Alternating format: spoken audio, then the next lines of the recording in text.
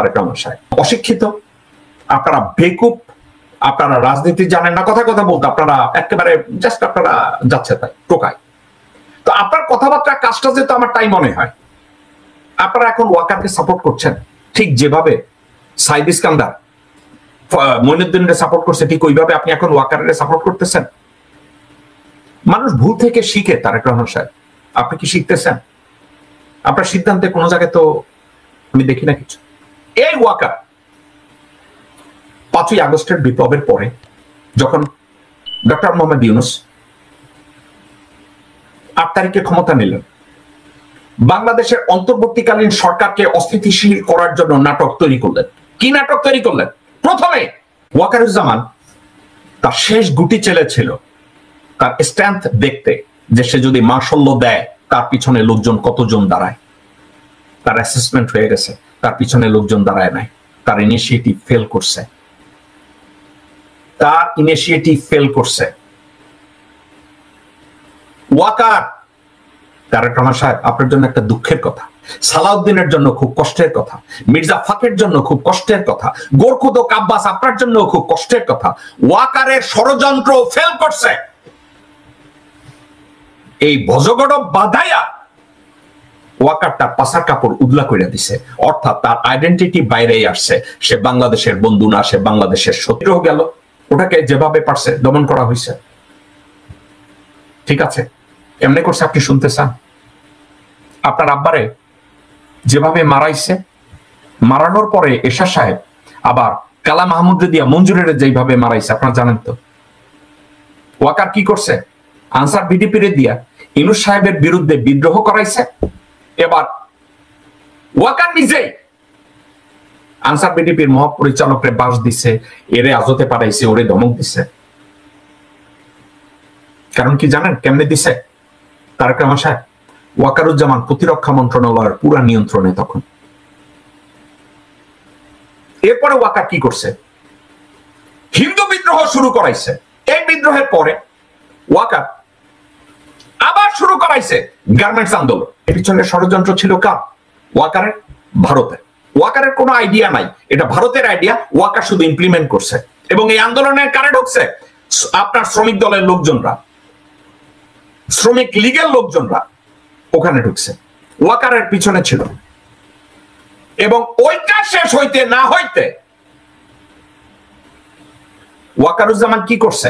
আসল ইস্যু তারেক রহমান সাহেব আপনি কি এটা বুঝেন? ওয়াকারুজ্জামান প্রতিরক্ষা মন্ত্রণালয়টাকে সে কবজা করতে চাইতেছে বাংলাদেশের সংবিধানকে বৃদ্ধাঙ্গুলি দেখায়া। বাংলাদেশের কোন সিকিউরিটি ব্রিফিং ডক্টর মোহাম্মদ ইউনূসকে দেওয়া হয় নাই আনটিল ডক্টর খলিলুর রহমান প্রতিরক্ষা মন্ত্রণালয়ের দায়িত্ব নিয়েছেন। আপনি কি এগুলো জানেন না তারেক রহমান সাহেব? আপনি কি সব সাবজেক্টে আপনারা একবারও এটা নিয়ে আলাপ আলোচনা করেন নাই, দেখেন নাই যে পরিস্থিতি কি? তারেক রহমান সাহেব এটা নিয়ে আপনি স্টাডি করেছেন? করেন নাই।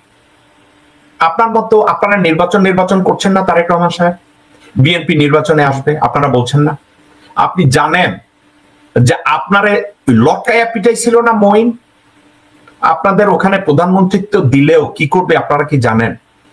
প্রতিরক্ষা মন্ত্রণালয় আপনার হাতে দিবে না, সিকিউরিটি ব্রিফিং আপনার হাতে দিবে না, ভারতের স্বার্থে সে ওটাকে ধরে রাখবে। ওই যে এখন বলতেছে না মির্জা ফাখ, গোরখুদক আব্বাস, সালাউদ্দিন, এরা বলতেছে না বিদেশি নাগরিক। তারেক রহমান সাহেব আমি নিজে চেক করে দেখেছি, আমি একটা ল ফার্ম রান করি, আমি নিজে চেক করে দেখেছি খলিলুর রহমান বাংলাদেশের নাগরিকত্ব ছাড়া আর কোন জায়গার নাগরিকত্ব নাই। এটাকে আপনি জানেন না? এটাকে আপনি নিজে চেক করে দেখেছেন? এবং আরো একটা কথা, মায়ানমারের সাথে বাংলাদেশের করিডোর নিয়ে কারো সাথে কোনো আলাপ আলোচনাই হয় না। একটা চ্যানেল তৈরি করতে চাইছে জাতিসংঘের মহাসচিব ডক্টর মোহাম্মদ ইউনূসকে, বলছে যে আমরা যদি রোহিঙ্গাদেরকে রাখাইনে পাঠাই তাহলে তাদের খাওয়া দাওয়া ঔষধপত্র সাপ্লাই তো দিতে হবে। মায়ানমার গভর্নমেন্টের কাছ থেকে এর কোনো কোঅপারেশন পাওয়া যাবে না। যদি মায়ানমার গভর্নমেন্টের কাছ থেকে কোঅপারেশন পাওয়া না যায় তাইলে ওই রাখাইনে রোহিঙ্গা মুসলমানদেরকে কিভাবে বাঁচায় রাখা যাবে, তাদেরকে ঔষধ কিভাবে দেব, তাদেরকে খাওয়া দাওয়া কিভাবে দেব, এটা করেছে। তারেক রহমান সাহেব আপনি কি এটা জানেন? আপনার কি যোগ্যতা আছে? আপনার দলের কি যোগ্যতা, সামর্থ্য, দূরদৃষ্টি, অর্জন এমন কোন জায়গায় আছে যে জাতিসংঘে আপনি বা আপনার মা বা আপনার দলের কেউ বাংলাদেশের প্রধানমন্ত্রী হওয়ার পরেও কথা বললে এতে ডান পাশের বাল বা পাশে যাবে? আপনার মনে হয়?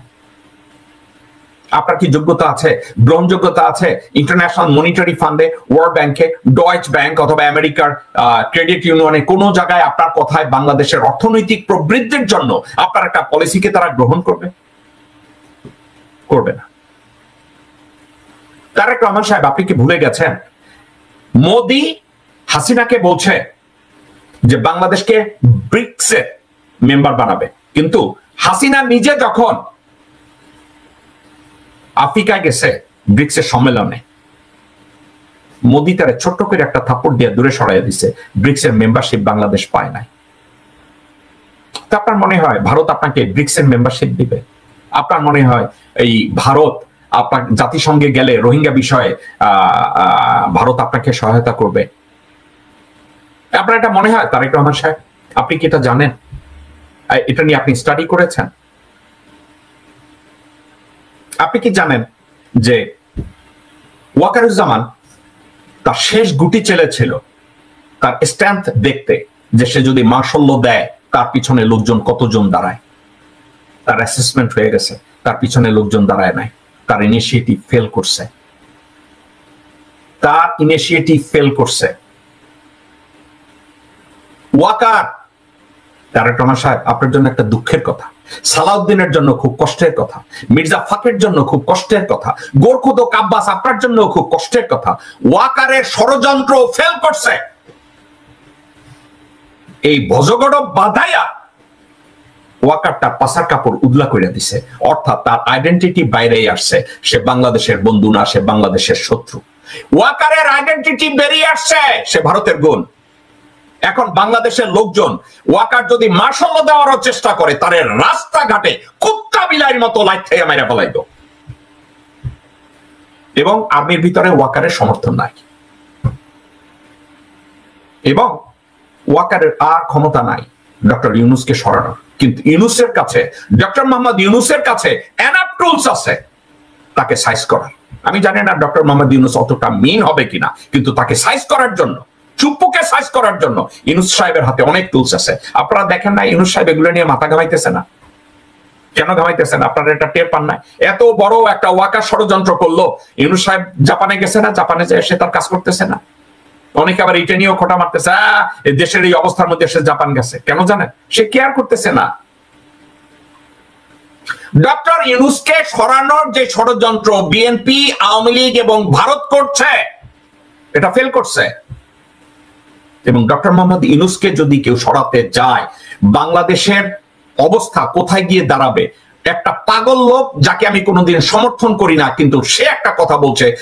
মেজর আক্তার, আমি জীবনে আপনার প্রশংসা করি না, আপনি একটা হুবড়ি টাইপ লোক, কিন্তু ইউ আর্ন মাই লাভ। সত্য কথা বলছেন রে ভাই, সত্য কথা বলছেন মেজর আক্তার, সত্য কথা বলছেন। আপনার ভিতরে এই পরিবর্তন যদি হয়ে থাকে যে আল্লাহর উপরে আপনি ভরসা করবেন, ভাই আলহামদুলিল্লাহ, খুবই ভালো বলেছেন। ডক্টর মোহাম্মদ ইউনূসের উপরে যদি কেউ হাত দেওয়ার চেষ্টা করে, ওই হাত ভাঙ্গা জনগণ এখন পাছায় ঢুকিয়ে দেবে। তারেক রহমান সাহেব, this is the time you should think twice to betray Dr. Mohammad Yunus.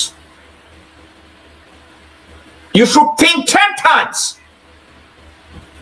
যে ওয়াকারের কাছে বাংলাদেশ নিরাপদ না। ওয়াকারের কাছে কেন বাংলাদেশ নিরাপদ না? আপনাকে আমি বলি কেন, আপনাকে আমি বলি কয়েকটা। তারেক সাহেব, আপনি আমার কথাগুলো মনোযোগ দিয়ে শুনেন। কেন ওয়াকারের কাছে বাংলাদেশ নিরাপদ না? আমি আপনাকে একটা একটা করে আমি বুঝাই কেন নিরাপদ না। এই ওয়াকার ভারতীয় স্বার্থ রক্ষার্থে করছে না এমন কিছু নাই। তারেক রহমান সাহেব, বিডিআর এর যেসব অফিসাররা নিহত হয়েছে, আমি তাদের সন্তানদের একটা ভিডিও আপনাকে দেখাই। এই এখানে দাঁড়িয়ে কুদরত এলাহির ছেলে যে কথা বলছে তাকে বলি, ওয়াকার যদি সেনাপ্রধান থাকে, বিডিআর হত্যার বিচার হবে না। তোমরা বিচার চাচ্ছ, তোমাদের পিতৃ হত্যার বিচার। তোমাদের মা তোমাদের বোনদেরকে ওয়াকার ম্যানিপুলেট করে পয়সা দিচ্ছে, তাদেরকে এই বিচারের দাবি না জানাতে তাদের চরিত্র হনন করছে। কর্নেল মুজিবের বউকে মিলিয়ন মিলিয়ন ডলার দিয়ে ধনী বানিয়ে তাকে সব সুযোগ সুবিধা দিয়ে এই বিচার যাতে না হয়, তারা যেন কোনো জায়গায় বিচার না চায়, তারা যেন কোনো জায়গায় গিয়ে কোনো দাবি না তুলে, এজন্য ওয়াকার সবকিছু করছে। তোমরা বিচার চাচ্ছ। তোমাদের বাবা যারা ওখানে নিহত হয়েছে প্রত্যেকটা অফিসারের প্রতি আমার ভালোবাসা এবং শ্রদ্ধা রয়েছে, কিন্তু ওয়াকার এই বিচার হতে দেবে না, কারণ সে এই বিচারের অন্যতম আসামি। এই ওয়াকার বিডিআর হত্যাকাণ্ডের বিচার যদি হতে দেয়, সে তাকে নিজেকে ইনক্রাইমিনেট করবে, নিজেকে দোষারোপ করবে। আর তোমরা মনে করছো যে ওয়াকারের এই ক্ষমতায় থাকাকালীন তোমাদের পিতৃ হত্যার বিচার হবে? হবে না। ওয়াকার বিডিআর পিলখানা হত্যাকাণ্ডের সাথে প্রত্যক্ষভাবে জড়িত। সে ওখানকার একজন কুশীলব, যারা মেরেছে তাদের সাথে একজন কুশীলব। ওয়াকার যদি এটার সুষ্ঠু